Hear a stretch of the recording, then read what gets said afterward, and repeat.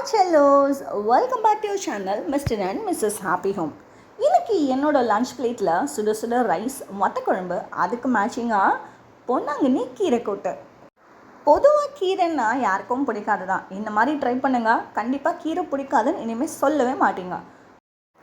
நான் ஒரு கை அளவுக்கு துவரம் பருப்பும் 1/4 கை அளவுக்கு பைத்தம் பருப்பும் ஆட் பண்ணியிருக்கேன். இதை தண்ணி ஊற்றி நல்லா வாஷ் பண்ணி எடுத்து வச்சுட்டு ஒரு 1/2 டம்ளர் தண்ணி ஊற்றி ஒரு 15 மினிட்ஸ் அப்படியே ஊற விட்டுறேங்க. இது கூடவே சாப் பண்ணி வச்சுருக்கிற ஆனியன், சாப் பண்ணி வச்சுருக்கிற டொமேட்டோஸ், காரத்துக்கு ஏற்ற மாதிரி க்ரீன் சில்லி ஆட் பண்ணிக்கோங்க. 1/4 ஸ்பூன் மஞ்சள்தூள், ஒரு 1/2 ஸ்பூன் எண்ணெய் விட்டுக்கோங்க. இதை அப்படியே அடுப்பில் ஏற்றி நல்லா கொதி வந்ததும் ஒரு 3 to 4 விசில்ஸ் ப்ரெஷர் குக் பண்ணி எடுத்துக்கலாம். ஒரு பவுலில் நான் நல்லாவே தண்ணி ஆட் பண்ணிக்கிறேன். இதில் ஆஞ்சி வச்சுருக்கிற பொன்னாங்கண்ணி கீரையை ஆட் பண்ணிக்கிறேன். ஒரு பவுலில் போட்டு நீங்கள் கீரையை எப்படியோ வாஷ் பண்ணுறதுனால கீரையில் இருக்கிற மண் எல்லாம் அப்படியே பவுல்லையே தங்கிடும். இப்போ இதை சாப்பிங் போர்டுக்கு ட்ரான்ஸ்ஃபர் பண்ணிவிட்டு கீரையை ரஃப்பாக சாப் பண்ணி எடுத்துக்கலாம்.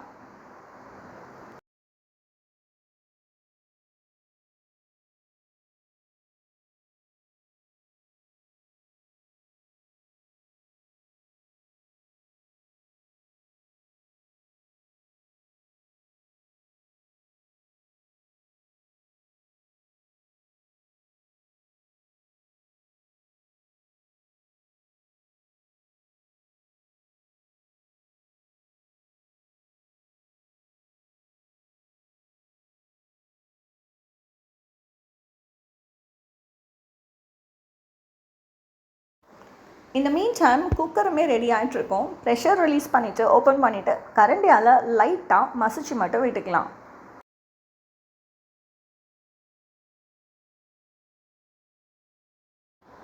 குக்கர்லேயே சூடு இருக்கிறதுனால நான் சாப் பண்ணி வச்சுருக்கிற கீரையுமே அதுலேயே ஆட் பண்ணிடுறேன்.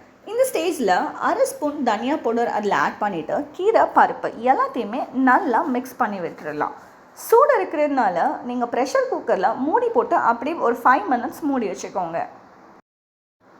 இந்த கீரை அதுவாக குக் ஆகிட்டுருக்கும். இந்த மீன் டைம் இதுக்கு தேவையான மசாலா ஒரு மிக்ஸி ஜாரில் தேங்காயும் கொஞ்சமாக சீரகமும் ஆட் பண்ணி தண்ணி ஆட் பண்ணி நல்லா அரைச்சி எடுத்துக்கலாம். அந்த சூட்லேயே கீரை ஓரளவு குக் ஆகிட்டுருக்கும். லைட்டாக கொதி வந்தோடனே அரைச்சி வச்சுருக்கிற பேஸ்ட்டாக இதில் ஆட் பண்ணிக்கோங்க. ஃபைனலாக இதுக்கு தேவையான உப்பை ஆட் பண்ணிக்கலாம். டெம்பரிங்காக நான் ஒரு ஸ்பூன் கீ ஆட் பண்ணுறேன். சீரகம், கடுகு, கருவேப்பிலை, ஃபைனலாக பெருங்காயம்.